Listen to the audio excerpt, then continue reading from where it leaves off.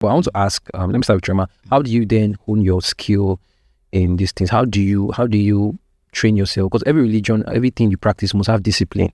You know, it places demand on you. How did you now also harnessing it?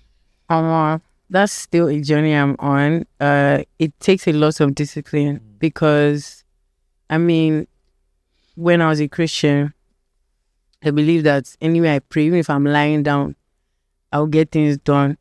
But now that I'm exploring more of the traditional side of things, because I also relate with Fran saying she's an humanist, right? Yeah, I pick from everything. Yeah.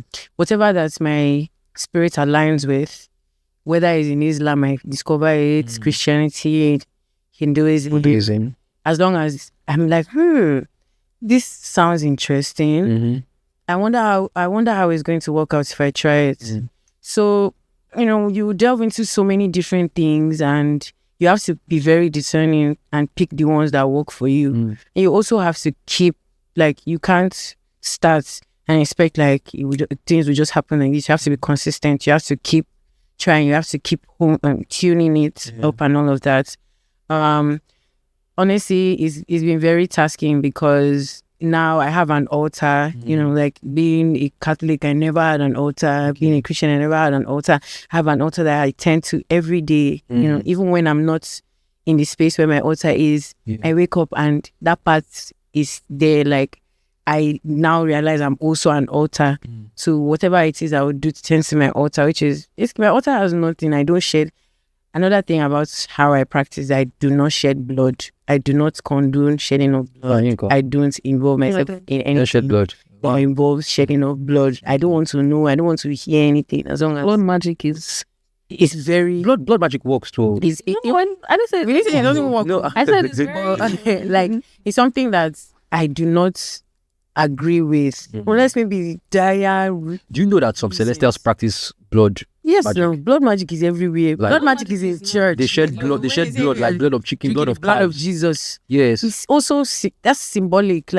When you give something that is something else a meaning, it's a symbolism. The thing about blood magic that I have very strong apprehension for is that blood magic attracts low vibrational entities.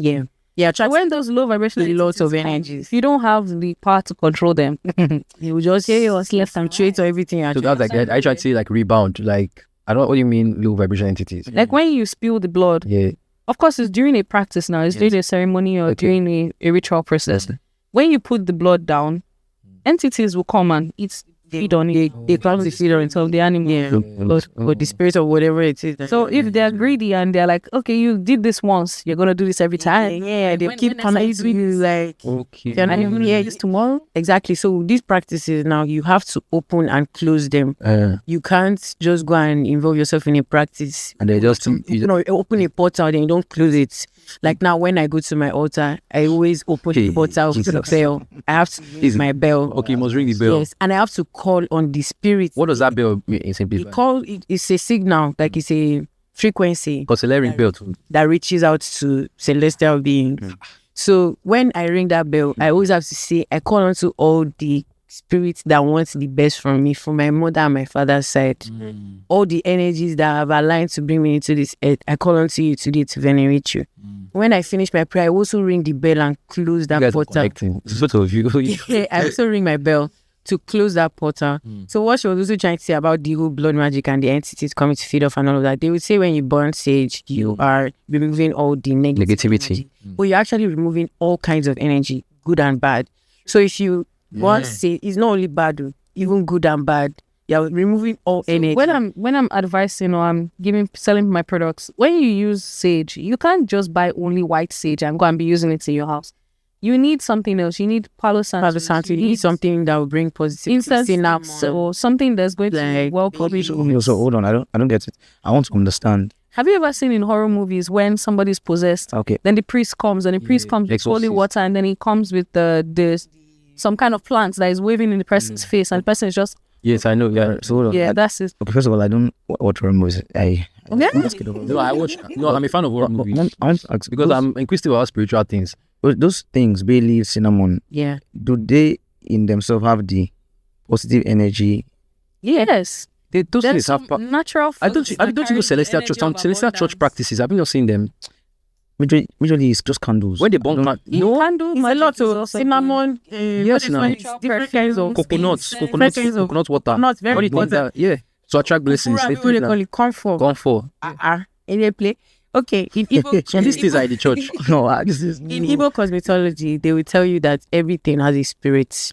Down to this chair that was sitting on, these sweets have a spirit. They all have an energy.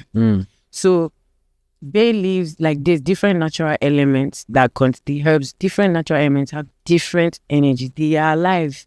So when you use them, you are invoking the energy behind. So it's like the spirit behind them. Yes. All right. Okay. So that makes sense. It makes sense. It's small. No, it makes sense. No, I'm getting there because when she said when she mentioned blood magic, Yes. I'm relating. Man, the Bible says the life of a thing is in the blood. God, yes. Right. So, and then if you're without the shedding of blood, there's no remission of sin. Yeah. So, and again, if many times, even in the Bible, they had to shed blood, right? So and all those things. Moses' times they shed the blood. Yeah, those were practices. And they were doing covenants, right? They would cut the animal, spread the blood, right? And then two sides walk inside it, signifying that if we started it by blood, if you are going to cut this thing, to be by blood.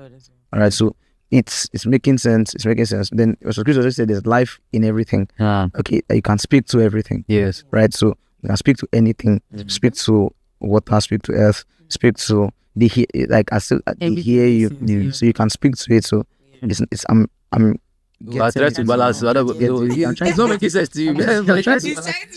Once you start discussing spirituality, you start to see that maybe I should just be an omnist, because at the end of the day, all these things, they all time. They all No, let me hold my Christian.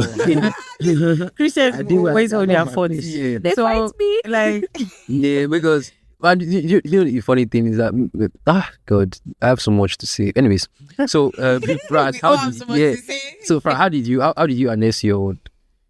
I know I've watched you on an interview with Femi. You said you read books.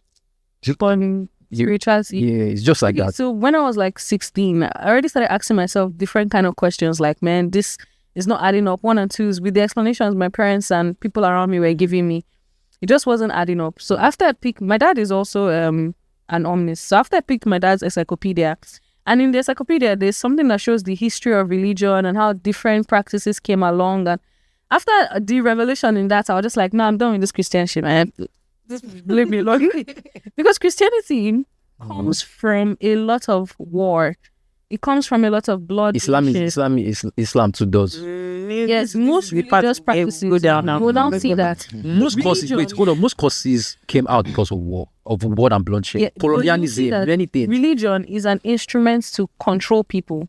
Because we simply have the need to believe in something. Yeah. And then your government is like, we really want to control these people. How can we control them? Religion is the opium of the masses. You're having problems, you run to your spiritual teacher or your spiritual leader. But that's not wrong. It's not. When I say it's wrong, they know how to manipulate. But then yes. So there's at everything that is at play like this in the world, there's higher powers. There's principalities and powers that are sitting at the top saying, how can we manipulate these people? How can we enslave them mentally even more than they already are?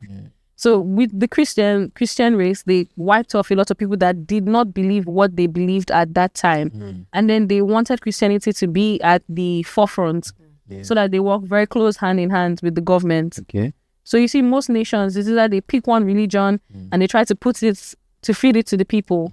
And they make it very convenient for religious organizations to have things and do things. No, are you saying that there was a particular time in history that Christianity or the Christians in quotes once they wanted to be like the religion in charge or something, and then they now decided to wipe out everybody that was not practicing the same? Yes, of course. That's always. That's really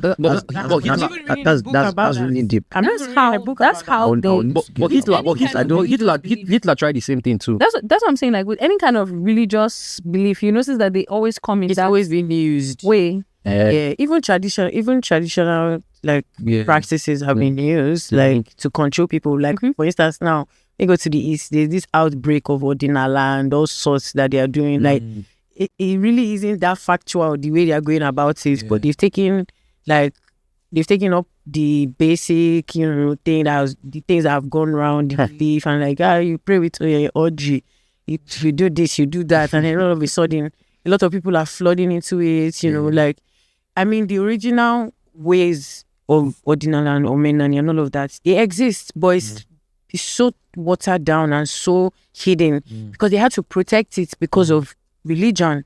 When religion, especially when you go to the East, like every corner there's a Catholic church, and they are balancing everything with church and tradition. Yes, because we have in Igbo cosmetology, we have 8 days in a week that is broken down into 4. So we have big market days and small market days, and we have 4 market days: Eke, Uri, Afonko, Eke for fire, Uri for water, Nko for Afo for earth, and Nko for air. So depending on the day you are born, like me, when I checked on my date of birth, I was born on an earth day. So every big Afo day, I ought to do certain sacrifices. I was born on a Friday, Nko. We'll check it. We can check it. No, don't check. Later, we'll check it. We'll check it with your date of birth. So basically, during those days, you are meant to practice being an earth child. If you're a water child, you're meant to practice being an earth, and then you meet all the people that are like you, and you realize all the similarities you all have. Ideally, you see all these people begin to do business together. They begin to do things together. But they will see Sunday, Friday. They'll see dress and go to church. Catholic church. Yes. You'll still be there. So are you saying that a lot? It's for the association. Ladies and gentlemen, thank you so much. My name is Tola Flaka, and that's my time.